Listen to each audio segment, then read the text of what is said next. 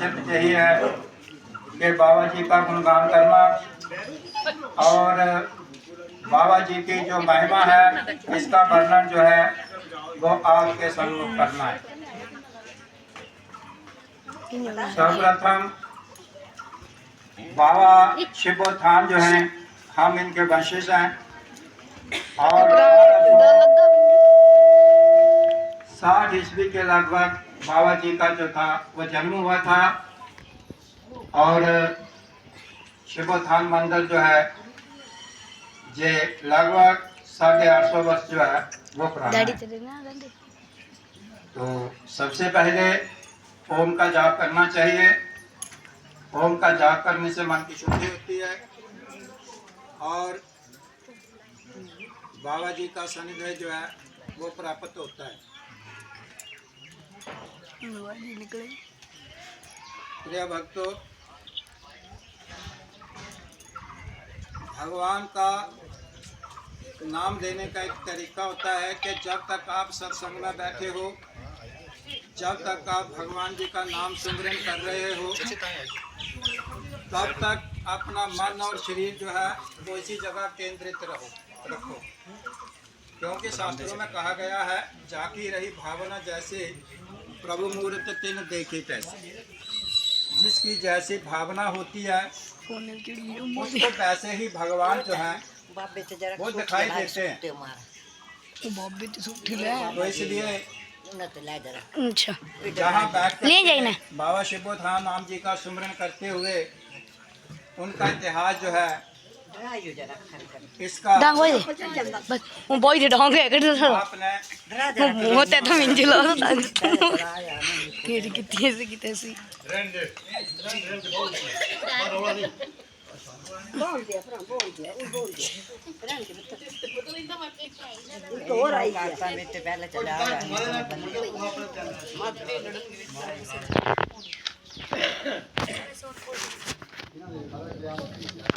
Mummy जी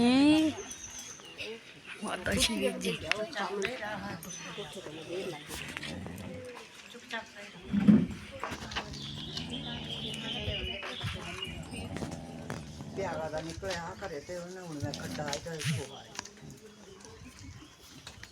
मंदिर है कुत्ता मंदिर है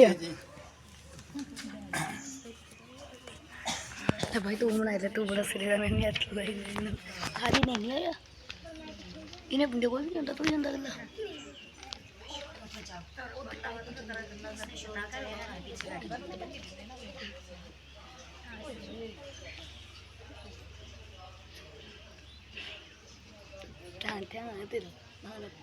तो सबसे पहले हम बाबा शिव जी की वंदना करेंगे, क्योंकि वंदना करने से ही भगवान जो होते हैं वो कृपा दृष्टि बरसाते हैं। तो बाबा जी की वंदना कर रहे हैं बड़े ध्यान से। जो बाबा शिव जी के मंदिर में गए हुए हैं, जो सामने बाबा जी का की जय, पवन सुत हनुमान की जय, उमापति महादेव की जय, कृष्ण बलदेव की जय, जहर वीर बाबा की जय, सत्य बाबा शिवोत्थान महाराज की जय, सनातन धर्म की जय, सांचे दरबार की जय, भारत माता की जय। बोलो अपने अपने गुरुदेव महाराज की जय। ओम गणाधिपति सेवितम कवच चारु भक्षणम ओम मासुत शोक विनाशकारकम नमामि गगनेश्वरी पादि पंकजम। ओम श्री गणेशाय नमः। गुरु ब्रह्मा गुरु विष्णु गुरुदेव गुरु महेश्वरः गुरु साक्षात् परब्रह्म तस्मै श्री गुरुदेवाय नमो नमः। सत्यवावा शिवोत्थानम सर्वदुःख निवारणम गोग्रवीर शिष्य माता सुधापति नंदनम माला कमंडल चिमटा पुष्पमाला धारणम नमामि सत्यवावा शिवोत्थानम सर्वभक्ति हरणम सत्यवावा शिवोत्थानाय नमो नमः। ओम चहर वीराय नमः। गोग्रवीरम भूत प्रेताधीनमार्कम गोल शिष्यम भाषणानंदनम भाला आदि अच्युत शास्त्र धारणम नील अशवहनम नमामि जहर वीरम वागड़धराय अधिनायकम बोलो जहर वीर बाबा की जय। बोलो स्थान देवता की जय। बोलो ग्राम देवता की जय। बोलो इष्ट देवता की जय।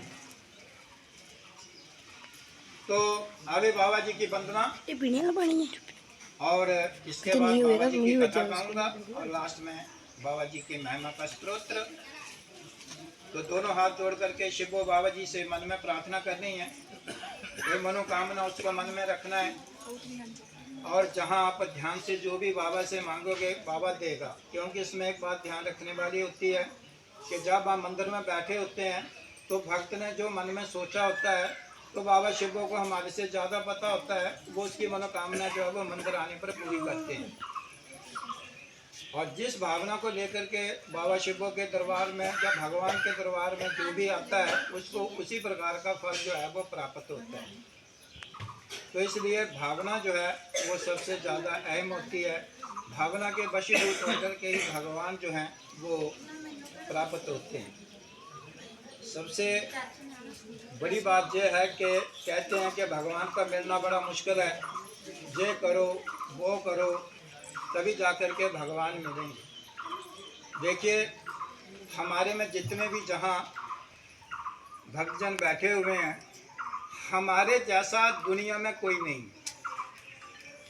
अरबों के बीच में हम केवल एक ही हैं, जिसकी एक ही शक्ल है, एक ही बोलबानी है, एक ही शरीर है।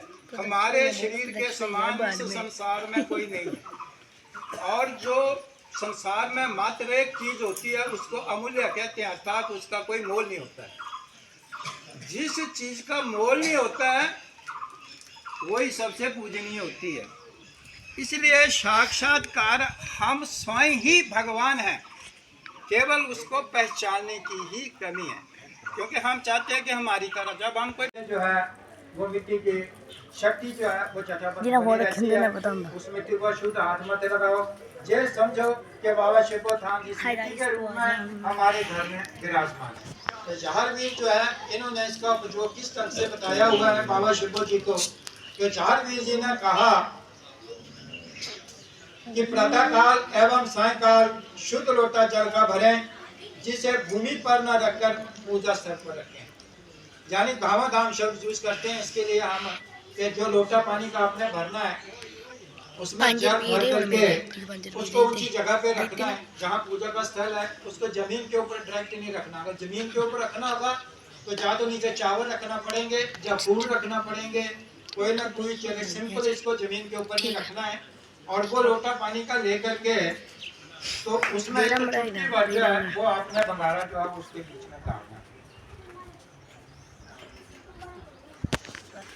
और भंगारा जब डालना है तो मनोकामना के साथ डालना है कि आप बाबा जी का भंगारा प्रयोग जो कर रहे हैं वो किस लिए कर रहे हैं। क्या सांप ने काटा हुआ है, क्या सांप के द्वारा जो जहर है जिसको काक भी कहते हैं, काक होता है कि एक फल सा बढ़ता है। मैं आपको बताऊंगा क्या क्या राज होता है उसका, किस तरह से होता है, इसकी पूरी विधि बताऊंगा मैं। उसके लिए करना है कि बाबा मुझे जो समस्या है, कोई भी समस्या है, निवन कोई शरीर का रोग है, कोई भौतिक रोग है, भौतिक रोग कहते हैं, कोई जंतर मंत्र तंत्र होता है उसको भौतिक रोग कहते हैं। इसी प्रकार का तो बाबा जी को मन से कहना कि बाबा जी मैं इसके लिए प्रयोग जो कर रही हूँ। अगर नियमित तौर पे घर में छिड़काना तो बाबा को कहना कि घर की सुख शांति के लिए और धन धान्य की वृद्धि के लिए आप स्वयं भी लक्ष्मी भगवान विष्णु के सहित घर में निवास करें, बुलाई जाती है। जिस कामना के साथ उस मिट्टी को प्रयोग करोगे और मौकों को दूर करने के लिए मस्जिद इसको कहते हैं कि हम इसका प्रयोग करेंगे और ठीक हो जाएंगे। तो 5-7 दिन के अंदर आदमी जो है वो ठीक हो जाता है। परंतु उसमें ये ध्यान रखना है कि जब भी आप उसका प्रयोग कर रहे हैं तो उसमें निश्चित कर रहे हैं कि आप किस लिए कर रहे हैं। साधारण कर रहे हैं तो घर की सुख शांति मांगो, सर्व दोष से भाई मांगो। किसी किस्म का कोई अगर व्याधि है, कोई लगता है किसी आत्मा का शरीर के ऊपर निवास हो रहा है तो उस मिट्टी को उसी हिसाब से करिए। पर एक बात का ध्यान से रखिए, जब भी कभी बाबा जी को अरदास करिए, बाबा जी की मिट्टी करिए तो कोशिश करिए कि आप घर से ही हर अरदास करें कि अपने अपने घर से दरबार चढ़ा देंगे और जब मौका मिलेगा तो तेरे दरबार में आएंगे। कभी ये मत कहिए कि बाबा तेरे दरबार में आएंगे, कई बार नहीं आ पाते हो तो फिर बाबा जी से किया हुआ वादा जो होता है पर वो बाबा जी जो कहते हैं कि देखो भाई तुम आ नहीं रहे हो मेरे पास, इसलिए घर से ही कोई चीज़ चढ़ाओ। बाबा को मन के द्वारा जो भी आप चढ़ा सकते हो वो चढ़ जाती है। बाबा शिवो थान को वैसे तो पहले जमाने में जो चढ़ता था अब तो खत्म हो गया। चिड़ोरियाँ चढ़ती थी बाबा जी को, बबरू चढ़ते थे, हलवा चढ़ता था, वो टिकड़ियाँ बनती हैं वो चढ़ते थे। तो इसी प्रकार से बाबा को शक्कर चढ़ती थी, ये बाबा का भोग था जो चढ़ता था। लेकिन अब समय के अनुसार जो है वो चथा शक्ति कर दिया है कि जो कोई भी चढ़ा देता है वही ठीक है। परंतु एक बात का मेरा सभी भक्तों से जो निवेदन रहेगा कि बाबा शिव को जब भी अरदास करें तो ध्यान से करें। भगवान जो होता है वो भावना का भूखा होता है, पैसे का किसी चीज़ का भूखा नहीं है। अगर अरदास नहीं भी करोगे, सिंपल तौर पे दिल से मानोगे तो भी वो अरदास पूरी करते हैं। इसलिए कोई ऐसी अरदास ना करते हैं जिसे आप पूरा ना कर पाएँ। तो इसी प्रकार से बाबा जारवीर जी ने कहा कि उसमें भंगारा डाल करके वो मिट्टी जो है इसका घर में छिड़काव करना है। हाथ से भी कर सकते हैं, पीपल के पत्तों से भी कर सकते हैं और आम के पत्तों से भी कर सकते हैं। कहते हैं बाबा जारवीर जी ने कहा, शरीर पर अगर गिल्टी है, व्याधि है, सर्प से किसी प्रकार का कोई रोग है तो स्थान पर लेप करें और चरणामृत पीते रहें। भंगारे का छिड़काव करने से हर प्रकार से रक्षा होगी। इस प्रकार की मंगल कामना है। भभूति जो होती है जिसको माथे से लगाने के चटाने से ऐसे बच्चे रोते हैं या किसी को डर लगता है, कोई भी ऐसी प्रॉब्लम है जब किसी को हो गई तो उसके ऊपर बाबा की भूत से काट दी जाती है। इसी प्रकार से मंदिर में जब भी जाएं तो 3 चीजें लेके जाएं। तीसरी होती है धागा। बाबा जी का धागा जो दिया जाता है इसको रक्षा सूत्र कहते हैं। रक्षा सूत्र 3 चीजें जो है वो शिवोत्थान मंदिर में जाकर के डलवानी चाहिए। बोलो सिद्ध बाबा शिवोत्थान महाराज की जय। बोलो जारवीर की जय। तो इसमें एक और बताऊंगा मैं आपको। सांप के काटने के बाद जब दक्षिण की हवा चलती है तो शरीर भारी हो जाता है, शरीर में खारिश होने लगती है, भारी होने लगता है शरीर। कई बार पूरे शरीर में एक तरफ दर्द होने लगती है। ये तभी होती है जब दक्षिण की हवा चलती है। इसको दक्षिण लोग कहते हैं, जो सर्प के कारण होता है। इसका इलाज बड़ा कम होता है। तो इसमें एक इसका इलाज रह जाता है कि 41 दिन नाम का काम खाया जाता है, बाबा की मिट्टी से स्नान किया जाता है और वो चरणामृत पी जाती है। और बाबा शिवों के मंदिर में जो है वो आप किसी भी किस्म की कोई भी अरदास जो है वो कर सकते हैं। तो इससे जो दक्कन रोग जो है वो खत्म हो जाता है। और दूसरी बात यह है कि एक और बताता हूँ मैं सांप से रिलेटेड। कई बार आपने देखा होगा कि एक फाल्क सा पड़ जाता है जहाँ कहीं भी फाल्क, और फाल्क जो होता है वो एकदम ऐसे ही उसको फाल्क जो है इस प्रकार का, अगर किसी को कोई फाल्क पड़ता है जिसमें लगता है कि सांप का जहर लग गया है, तो उस फाल्क को किसी कंडे से पटा करके उसका पानी निकाल करके बड़ा और गांगला से धो करके उसके ऊपर कोई दवाई कोई कुछ नहीं लगानी है। जिस पानी से वो धोना है उस पानी में मिट्टी डाल के धो लेना। उस जख्म को केवल सब ककड़ से दबाते रहना, दबा करके उस जख्म को खुश्क करना। ये बात हमेशा ध्यान में रखना। उसके ऊपर जितनी दवाई लगाओगे उतना फैलेगा। जैसे खुश्क करोगे 1-2 दिन करोगे तो जो हमारे जो मसल्स होते हैं ये फूल जाते हैं और इनके बीच में पानी हो जाता है, वो बैठ जाते हैं और अपने आप ठीक हो जाते हैं। कितना भी बड़ा जख्म सांप से क्यों ना हो, इसको धोने के उपरांत इसको दवा करके इसको बढ़ा दिया जाता है और ये ठीक हो जाता है बाबा की चरणामृत से। इसलिए कई बार फाल्क का जख्म जो मैंने देखा बहुत से लोग ऐसे आते हैं, फाल्क पड़ा होता है और फाल्क से दवाइयाँ लगा कर वो काला पड़ जाता है, बाद में गैंग्रीन हो जाती है जिसका इलाज खत्म हो जाता है। इसलिए कोई भी जो है अगर ऐसी कोई किसी को ज़्यादा दिक्कत है तो कृपा करके वो संपर्क कर सकता है। वो हम उसको वहीं से मंदिर से बैठे भी उसको बता सकते हैं। इसलिए सबसे रिलेटेड किसी की कोई समस्या या किसी को कुछ लग गया तो पूछ लीजिए, तो इसका इलाज कर सकते हैं वैसे भी। अब इसके उपरांत जो है ये मंदिर के अंदर जो मूर्तियाँ हैं ये कैसे स्थापित हुई। मंदिर के अंदर 10 पिंडियाँ हैं, 7 आगे हैं, 7 पीछे हैं। ठीक है, बड़ी बात है। इनके बारे में बताऊंगा। जिस प्रकार अर्जुन को वैराट रूप श्री भगवान कृष्ण ने दिखाया था, उसी प्रकार जारवीर जी ने अपना वैराट रूप जो था बाबा शिव जी को दिखाया था। अंत में जारवीर गोगा जी ने शिव को अपना वैराट रूप दिखाया और इसी दिव्य रूप में शिवोत्थान में स्थित हो गए।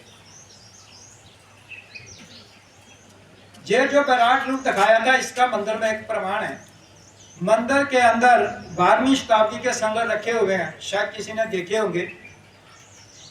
उसी समय के संगल है मंदिर के अंदर, 101 संगल है। कच्ची से संगल है, किसी की 5 है, किसी की 7 है, किसी की 11 लड़ियाँ होती हैं इसकी। तो मंदिर की एक पेटी है जो भी 17वीं शताब्दी की है, उसके बीच में जो है ये संगल रखे हुए हैं। ये संगल केवल गोगा नवमी के दिन जो है निकाले जाते हैं, उस दिन थड़े के ऊपर होते हैं, बाबा जी को बंदिए वहाँ रखे जाते हैं। और जैसे ही गोगा नवमी जो है उसका समापन होता है, ये संगल को ना उसी जगह पे रख दिए जाते हैं। कभी देखने हो गए तो मैं इन संगलों को भी बता दूंगा। जब बैरवाट रूप दिखाया था उस प्रकार उस समय जहालवीर जो थे वो संगलों के रूप में वहां पे स्थित हो गए थे। तदुपरांत बाबा शिवों की शक्ति तदुपरांत बाबा शिवों जहालवीर की शक्ति में समा गए। हमारा काम सिर्फ यही है कि बाबा जी का गुणगान करना और बाबा जी की जो महिमा है इसका वर्णन जो है वो आपके सम्मुख करना है। सर्वप्रथम बाबा शिवोत्थान जो हैं हम इनके वंशज हैं और 60 ईस्वी के लगभग बाबा जी का जो था वो जन्म हुआ था और शिवोत्थान मंदिर जो है ये लगभग 850 वर्ष जो है वो पुराना है। तो सबसे पहले ओम का जाप करना चाहिए। ओम का जाप करने से मन की शुद्धि होती है और बाबा जी का सानिध्य जो है वो प्राप्त होता है। प्रिय भक्तों, भगवान का नाम देने का एक तरीका होता है कि जब तक आप सत्संग में बैठे हो, जब तक आप भगवान जी का नाम सिमरन कर रहे हो, तब तक अपना मन और शरीर जो है वो इसी जगह केंद्रित रखो। क्योंकि शास्त्रों में कहा गया है जाकी रही भावना जैसे प्रभु मूर्त तिन देखे तैसे। जिसकी जैसी भावना होती है उसको वैसे ही भगवान जो है वो दिखाई देते हैं। तो इसलिए अच्छा जहाँ बैठ ले जाइए ना बाबा शिवोत्थान नाम जी का सुमरन करते हुए उनका इतिहास जो है इसका बस वो बॉय दे ढोंगे कर दो आपने वो होते तो मिंजलो तेरी कितनी से कितनी सी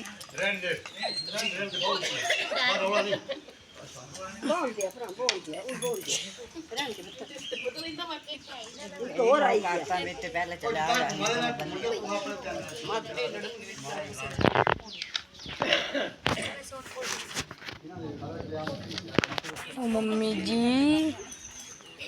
माता श्री जी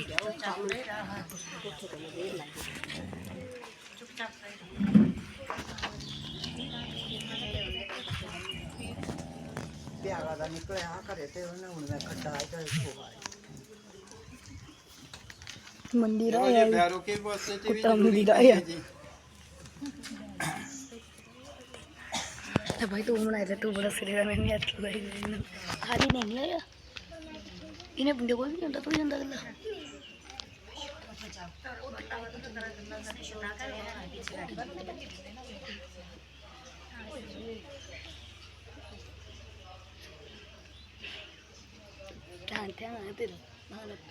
तो सबसे पहले हम बाबा शिव जी की वंदना करेंगे, क्योंकि वंदना करने से ही भगवान जो होते हैं वो कृपा दृष्टि बरसाते हैं। तो बाबा जी की वंदना कर रहे हैं मेरे ध्यान से। जो बाबा शिव जी के मंदिर में गए हुए हैं, जो सामने बाबा जी का थोड़ा जाओ एक जगह आकाश में जार वीर मुस्काए, आकाश से उतर धरती पर देवी देवताओं ने फूल बरसाए। तो जब आकाश से धरती पर उतरे जहालवीर जी तो उस समय उन्होंने बाबा शिवो जो थे उनको गले से लगाया और गले के लगाने के बाद जैसे उन्होंने उनके चरणों को सुना तो बाबा शिवो जो थे वो अपंग थे और एकदम अपंगपन से रहित होकर के वो 12 वर्ष के हो गए। गिर पाया लोगों ने देखा कि ये तो सांप ही सांप। उन्होंने कहा कि शिवो इनको जहाँ से लाया है तो वहीं ही इनको छोड़ दे। इस प्रकार माता और पिता को चमत्कार दिखा करके शिव को पुनः खेल स्तर पर आए।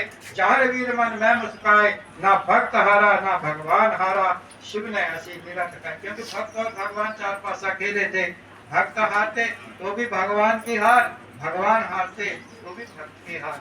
इसलिए ना भक्त हारा ना भगवान हारा।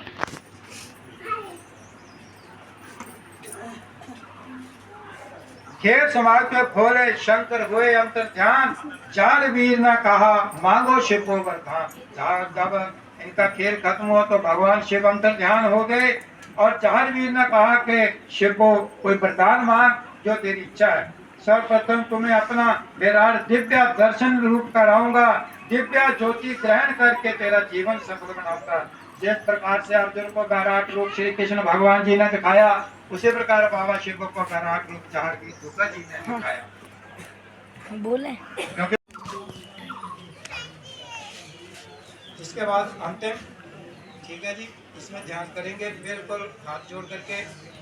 सिर्फ आपने बोलना ओम शिवोत्थान ओम, बाकी तो मैंने बोलना होता है। इसके बाद बाबा जी का ये जो स्तोत्र है, ये विशेष स्तोत्र है, जहाँ बाबा जी का इस स्तोत्र का पाठ करने से बाबा जी स्वयं जो है वो साक्षात्कार दर्शन देते हैं। ये हमारे अपने खानदान का प्राचीन, समय आने पर द्वारा कभी मौका मिलेगा तो फिर मैं इसकी कॉपी करवा के ले आऊँगा। इसका पाठ करने से बाबा शिवोत्थान की कृपा जो है वो बनी रहती है और सदैव बाबा जी इसके संग रहते हैं। इसका ध्यान से अगर इसका पाठ किया जाए तो स्वयं बाबा जी दर्शन बिल्कुल देते हैं। तो जो बाबा जी का स्तोत्र है, इसमें ओम शिवोत्थान ओम, इसमें बोलना ओम शिवोत्थान ओम शिवोत्थान ओम शिवोत्थान। ज्योति में शिवोत्थान है, भक्ति में शिवोत्थान है, हर पग पर शिवोत्थान है, हर कल में शिवोत्थान है, श्रुति में शिवोत्थान है, श्रुति में शिवोत्थान है, कर्म में शिवोत्थान है, धर्म में शिवोत्थान है। ओम शिवोत्थान ओम शिवोत्थान ओम ब्रह्मांड में शिवोत्थान है, पिंड में शिवोत्थान है, जल में शिवोत्थान है, थल में शिवोत्थान है, पवन में शिवोत्थान है, अनल में शिवोत्थान है, नभ में शिवोत्थान है, पृथ्वी में शिवोत्थान है। ओम शिवोत्थान ओम शिवोत्थान ओम शिवोत्थान। तन में शिवोत्थान है, मन में शिवोत्थान है, घर में शिवोत्थान है, वन में शिवोत्थान है, मंत्र में शिवोत्थान है, यंत्र में शिवोत्थान है, तंत्र में शिवोत्थान है, माला में शिवोत्थान है। ओम शिवोत्थान ओम शिवोत्थान। शिवोत्थान है, दीप में शिवोत्थान है, फूल में शिवोत्थान है, फल में शिवोत्थान है, भोग में शिवोत्थान है, पूजा में शिवोत्थान है, लोक में शिवोत्थान है, परलोक में शिवोत्थान है। ओम शिवोत्थान सारे रहना अपना बाबा लेना। ओम शिवोत्थान ओम शिवोत्थान। जप में शिवोत्थान है, तप में शिवोत्थान है, हठ में शिवोत्थान है, यज्ञ में शिवोत्थान है, योग में शिवोत्थान है, योग में शिवोत्थान है, ज्ञान में शिवोत्थान है, ध्यान में शिवोत्थान है। ओम शिवोत्थान शिवोत्थान शिवोत्थान। थोड़ा माइक ना गाय कर दे। भंगारे में शिवोत्थान है, धूनी में शिवोत्थान है, बैरी में शिवोत्थान है, दिल में शिवोत्थान है, धरती पर शिवोत्थान है, पाताल में शिवोत्थान है, श्वास में शिवोत्थान है, विश्वास में शिवोत्थान है। ओम शिवोत्थान ओम शिवोत्थान।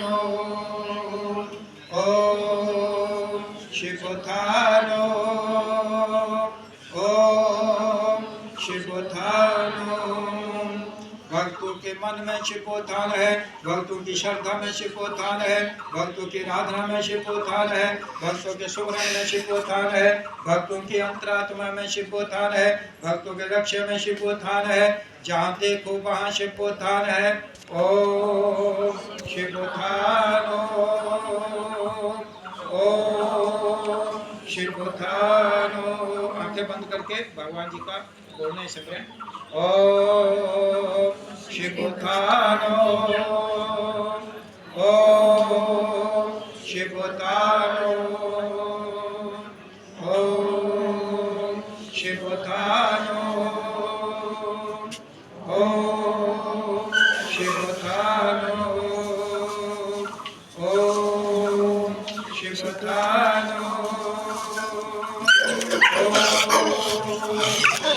वीर की जय, बोलो संतों की जय, बोलो भक्तों की जय, बोलो गुरु महाराज की जय, स्थान देवता की जय, ग्राम देवता की जय, इष्ट देवता की जय, बोलो अपने अपने गुरुदेव महाराज की जय।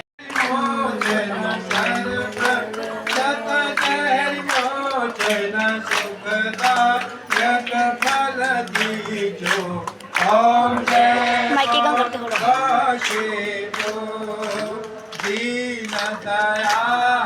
हाँ करना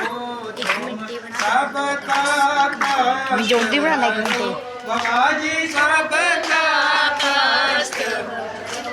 आए हैं तेरे द्वारे, आए हैं तेरे द्वारे, कोई नहीं हमारे ओम एक मिनट को प्रसाद लेना ना तो भैया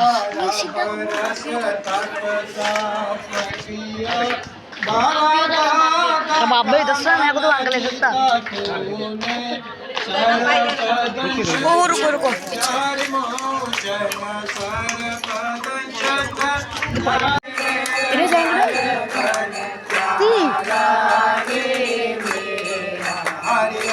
मुझे जगत तो लगी बोली बाबा ही नहीं बोला